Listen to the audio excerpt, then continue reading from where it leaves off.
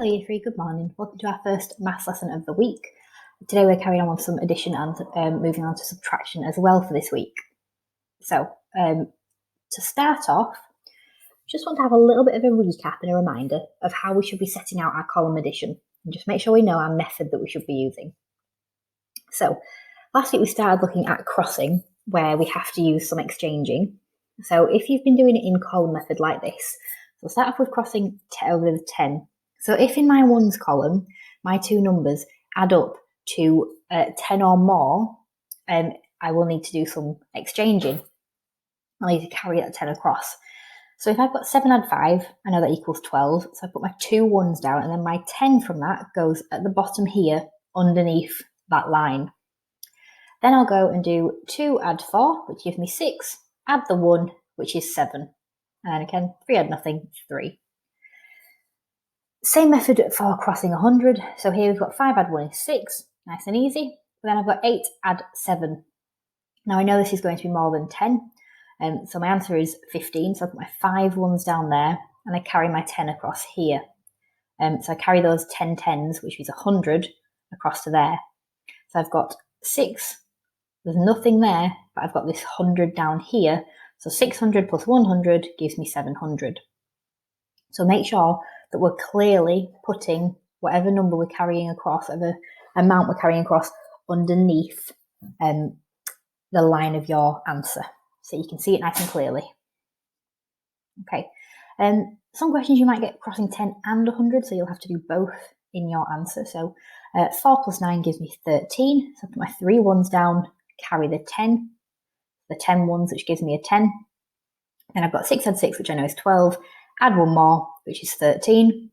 So I've got an extra 10 tens, so that will give me 100. I'll put my 100 down there, my 3 goes there. Then I've got 4, add nothing. Then I've got this 1 over here, so 4 add 1 is 5. So just to remind you, when you are setting up any of your maths work, you write 1 digit per square of the page. So each of my digits is in its own box. I don't have 2 numbers in the same box or 2 digits in the same box. Each digit has its own box. It's just to make your answer clearer. So when we do things like this, you can keep everything lined up in the right column. Speaking of which, make sure you are lining your digits up. So here I've got 71, so I've got 7 tens and 1 1. In this number, I've got 5 ones and 8 tens, so my tens are in the same column going down, and my 5 and my 1 are in the same column going down. So I could write 100, a H there, a T there, and a 1, an O there, to help me remember my columns. We don't really need to do that unless we get into really big numbers where it might help us to remember the value of those digits. So make sure they're all lined up properly. I've used a ruler to draw all of my lines. So not only to underline my titles, but my lines in my question, where effectively my equals, should be drawn with a ruler on the lines of the book. So you'll see that my lines are all on the squares of my book. It just makes it clearer, so it's really obvious where your answer should be. Rather than having a big squiggly line that kind of cuts off half your box, it leaves you with not enough room to write in. It just makes it look a little bit neater. Okay, and again, so as we talked about whilst looking at how to answer these questions, if you have to carry and exchange your tens or hundreds, we write them nice and clearly below the bottom line in the correct column. Okay, so my 10 goes in the tens column underneath here, and my 100 goes in the hundreds column underneath here. So make sure it's nice and clear. Then your answer is nice and easy to understand for someone who's looking at it. This is a method that's been taught for ages and ages, so you'll probably be doing this quite a lot in your time in school, so it's a really important method to get right. And I think that's about it. So let's get on with today's lesson. So, as I said, today we are moving on to doing a little bit of subtraction as well, but we're starting off with some additions. So, for your first question, you've been given an addition to do. Now, we're starting off with not crossing today, but throughout the week we will be getting on to doing some crossing. But we're starting off nice and easy to get our brains going for the first maths lesson of the week. So your first question is 251 add 32. So you don't have to do this in column method. You might be able to do this without, but have a go at the first question. Okay, so number 1, B, C, and D. So you have got your 3 questions up there. So again, you may not need to do column method, but it might be good to practice setting it out like that. So have a go at these 3 questions. If you need to draw place value counters like your example, you can do if that helps. Again, you don't have to if you don't need to. Question number 2. So you're working out these subtractions now. So have a look at the first question. You've been given the question with some base 10, and you've also been given it in a column method. As you can see, they've labelled their columns there, so we can see what we talked about just before, where we make sure that our 1s and our 10s and our 100s are all lined up correctly, just to make sure our answer doesn't get muddled up and we don't add the 10s and the 1s when we shouldn't be. Okay, so your first question, you've got your base 10, you can use that. So for this, remember, if we're subtracting, we wouldn't add any more on, we'd cross out.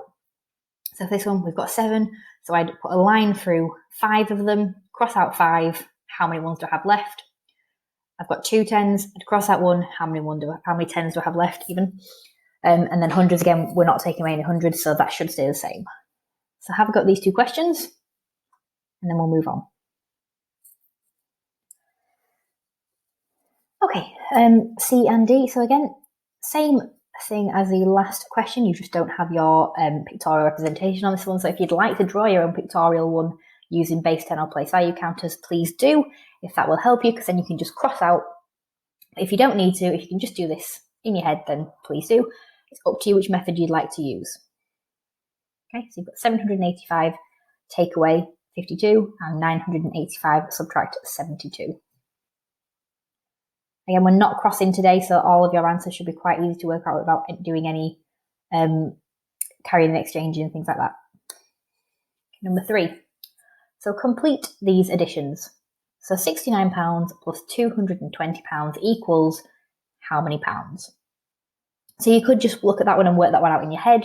You might want to do column method, which again, because it's an addition, I would put my biggest number on top just because it's always good practice. So I'd do 220, add 69.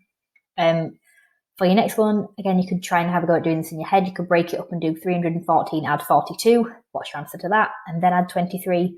Or you might add 42 and 23 together. So what do those 2 add up to? And then add that number to 314. You may want to draw this one out again to help you, or you might want to write it in column method. It's up to you. Eva uses a number line to work out 312 add 37. So what has Eva done?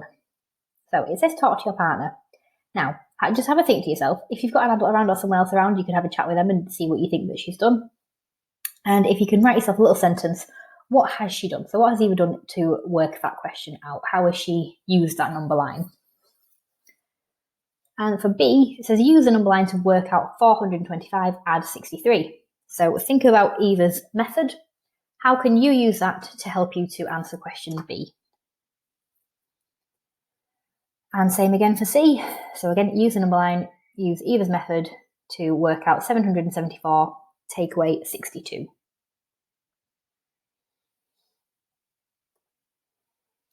So Esther has a piece of wood which is 255 centimetres long. She cuts it into 2 pieces. So the small piece is 34 centimetres long. How long is the other piece? Now I've been given a few numbers there, so you need to choose which numbers you need to use and think, what calculation do I need to do? Will you be adding or will you be subtracting? So have a think. How are you going to work this one out? Philip wants to buy these 2 items. So the go-kart is £125 and the bag is £72. He has £200. Does he have enough money? So how do you know? Again, it says talk to your partner. Again, have a chat with someone if they're around. If not, write yourself a little sentence. How do you know that how do you know he has enough money or not? Okay, number 7 then. So use the digit cards to make this calculation correct.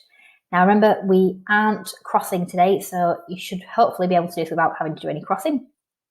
So rearrange these digits up here. You've got 5 of them, so you need to use all of them. you'll be using them all once to make these answers. So think, what numbers would you add together to make 8? What would you add together to make 9? And think sensibly what's going to go in this column here to make 9.